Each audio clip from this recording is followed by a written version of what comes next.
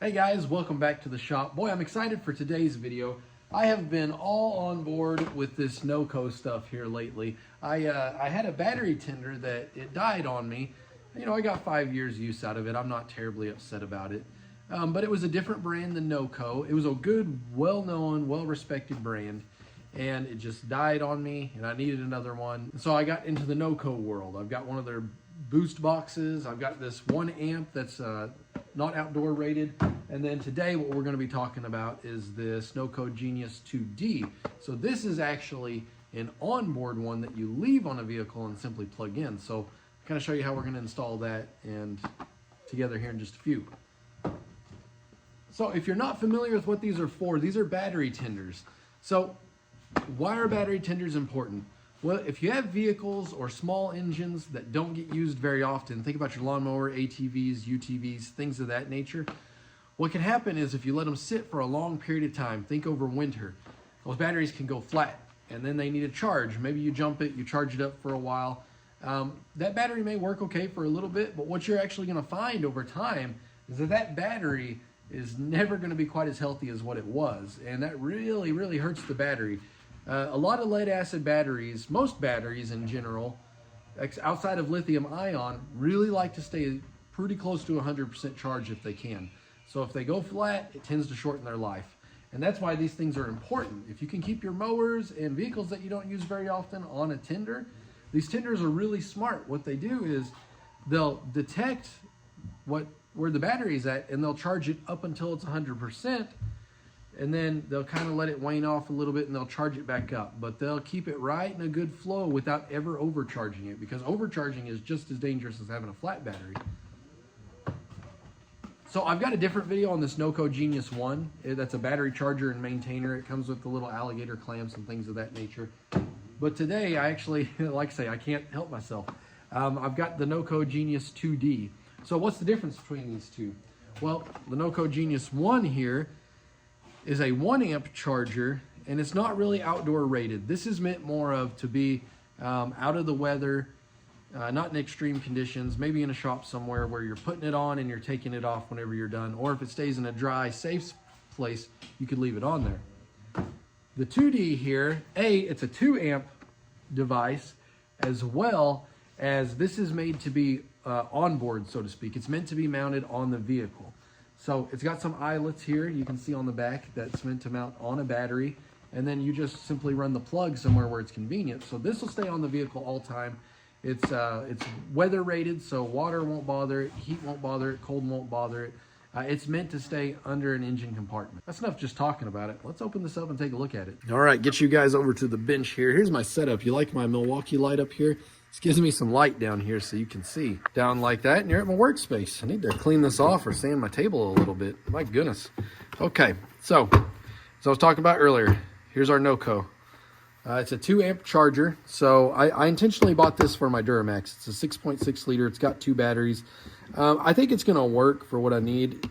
It says it fully charges batteries up to 40 amp. And it says it maintains all sizes. So if for whatever reason my batteries do go flat on my pickup, I do have a full size charger here. This thing's pretty beefy and old school. My dad got this for me actually. This thing is absolutely great. It'll do up to 50 amps, so I can start some big stuff with this. But hopefully this will keep me from ever going flat. So let's go ahead and peel this thing open. I'm not even gonna need my knife. Look at that. Boy, NOCO stuff, I gotta say, I'm a sucker for it now. It's just, everything about it's well thought out. The box, the way the products are designed, the pricing has been very attractive as of lately, both on Amazon and Walmart. Okay, so there's just the top shell. Here's the NOCO itself. Let's see, how are we gonna get this out of here? Looks like we need to take this little twist tie off here.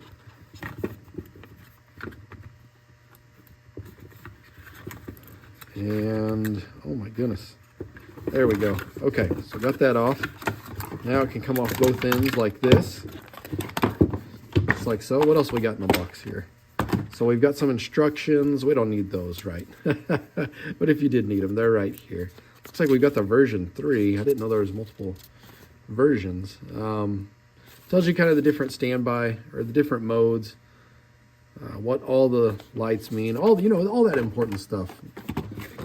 So let me piece this back together. And then we have kind of the mounting system. So the idea here is this end right here, little eyelets run to your battery. These are well made, by the way. Look at that. Look how that's sealed up. If it'll focus well. It's even got a positive, negative. This is well thought out. And these are a good size here. These will fit any battery just about. I like that NOCO has adapted to the mini fuses. It seems like everything's going to that these days, but it does if for whatever reason you're shorting something out or sending too much power. You can see it's got a fuse here, a 4 amp fuse that is, and this thing is weather tight. I can tell that's on there good. So you can see we got our wires. It runs down to the actual NOCO itself. This is where it lights up and tells you the status of the charge, as well as just a few different things. Whether you've got some power, temperature, just an error of some kind. And then this is where you actually run this down to charge it somewhere. So we'll find a good spot for that. And then what we've got here is the mounting system, which I'm undecided if I want to use. It's a clean concept. It's a smart concept. So how this works is, you can see, you undo this. The idea is that you put the battery charger in here like this. See how it clips in? And you can Velcro it in while it's screwed into something. And it looks like those are they? Yeah, it looks like those are self-tapping screws. Gosh, I just don't know if I'm brave enough to put that into my Duramax yet. I may. It's a cat eye. They're getting kind of rare, hard to find, and I hate drilling holes and things if I don't have to. So this is really smart though. That way you could mount it up on the side of the firewall or something, and I may find a place that I'm happy to mount it, but we'll just go look and see, huh? So let's test this thing first. You want to make sure it works together. So to keep the fuse from popping, I'm going to make sure that these don't touch. You might be okay to, it might even detect if they touch too. Let's see.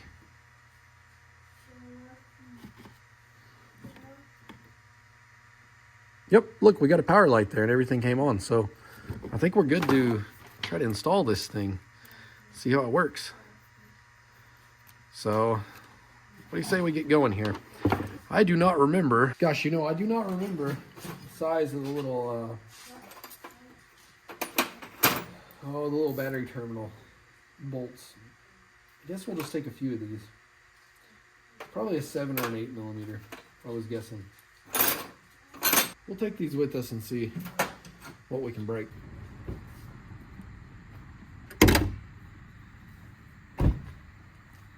So for now, I think I'm simply going to mount the battery charger, and then, gosh, I don't know, guys. Like I say, I just don't know where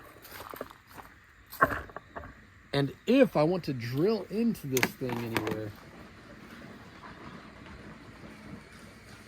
Okay, if I were gonna mount it anywhere, down in here is not a terrible spot, but I don't know if I want to drill into that or not. You know what I can do? What I can do is just leave it hanging down in here. Maybe even some double-sided tape might be good. Maybe I'll do that. That would probably work okay. I'll just leave it down in here with some double-sided tape until I can finally decide where I want it. But I'm going to mount it off of this battery up here. Now, did I mention to you that at any time during a video, I have the right to change my mind and move a location of something? So rather than try to run those terminals through the battery there like you saw me struggling with earlier, I'm going to put it in the middle of the system, which conveniently happened to be right here where they say to jump off of. Inside of this little battery box here, this post right here, oh, if I can close it. It's poor design right there. That lid hits that every time. But right here, that's a positive post. So I've got that all buttoned up and looks fairly clean there. And then you can see, look at this. We know this is ground, right? So just ground it out right there. So now this thing is mounted Now I just got to find a clean way to kind of tuck it away somewhere. Maybe I'll hide it just right in there. That might be convenient. Just kind of route it up and through here and then drop the cord straight down so it'll come out, I don't know, somewhere through here or something. I don't know. I'd have liked to have had it on the passenger side, but that's not a big deal. Oh, guys, if you're gonna mount it somewhere other than the battery in the middle of the electrical system, disconnect the batteries first. You can see over there, I've still got those disconnected and I've got the positive off on this side. If you don't, you're gonna run into trouble. Because as soon as you start touching stuff, if you ground something out somewhere, you're either going to short something or it's going to spark and you're not going to have a good time. I promise you that. So make sure you're doing that. But now I'm just going to reconnect my batteries and route this somewhere a little cleaner looking. Boy, I didn't know I was going to be playing Operation here, but that's okay. I actually pulled out some wire and I'm going to pull this out at a later date, but this was to an old light bar I don't use anymore. I need to just cut the wire and pull it out. But you can see, got it mounted here. Actually, in fact, I may turn that up so it's not touching this power steering pump. That gets kind of warm. But I may turn that up. You can see I've got it routed under here. I'm just going to set it on top of here for now. I could Velcro it to this strap right here, but I'm just going to leave it right here for now. I've got it routed out to the side right here, just like this. So I can even, if I want to be picky, I can tuck it up in here and hide it. Kind of like that. And then whenever I need it, just reach in there and somewhat conveniently pull it out like so. So let's plug it in and make sure it's working right. Oh, and I got these batteries wired back up, but I need to wire that one up and put my headlight back in. This was just simply so I could reach around in here and run that wire where I wanted to. It's just a fun game. See, no joke. I had to take my NOCO off of my little Kubota here. That's where most of my extension cord was ran, so we can run it over there. So I really do use these all the time, guys. They're just super handy to have. See, this is the one with the alligator clips, and like I say, there's a different video on this one if you're interested. All right, well, I got my cord run over here. And actually, I kind of like it being over here now that I think about it, because this will absolutely, and I could probably paint them or something like that, but the heater block core's down here, so I'll never confuse which one's which. But you can see, it looks like it's working. It's charging up as we speak. So now I can, if I wanted to, I could put this on, and I might just strap it to this. That way it doesn't bounce around. Well, it's definitely not the cleanest. You can see I've used that little strap just to hold on to the battery mount. It's not the cleanest. This got a little vibration to it, but it's not going to be bad. This thing's weatherproof. I'm not really worried that a little rattle's going to hurt it, especially sitting on top of this battery. But yeah, look at that. It works just like it should. So now anytime that I feel like I'm not driving it enough, I can just simply come plug it in, let it charge up, and if I need to know status, I can pop the hood and look at it there. That's pretty handy.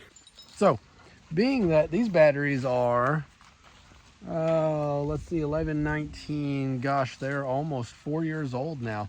That's pretty good. I only drive this thing maybe once, twice a week for 20 minutes or so, if that. I think this NOCO is going to save me. I'll tell you, the last set of batteries that came out of this truck were 10 years old. So think about it like this. I spent, and it just depends on the deal. You can get this NOCO 2D for 35 to 50 bucks, just depending on the time of year, where you're looking, the kind of deal you run across. But think about it like this. Spend that money up front rather than having to replace these two batteries that are probably in at the end of 2023, they're probably 150 bucks a piece. I'd rather spend a little bit on this charger to, in a way, probably double the life of these batteries rather than spend 300 more bucks on a set of batteries. Or like my Silverado over there, I bought an AGM battery for it. It was right at 200 bucks.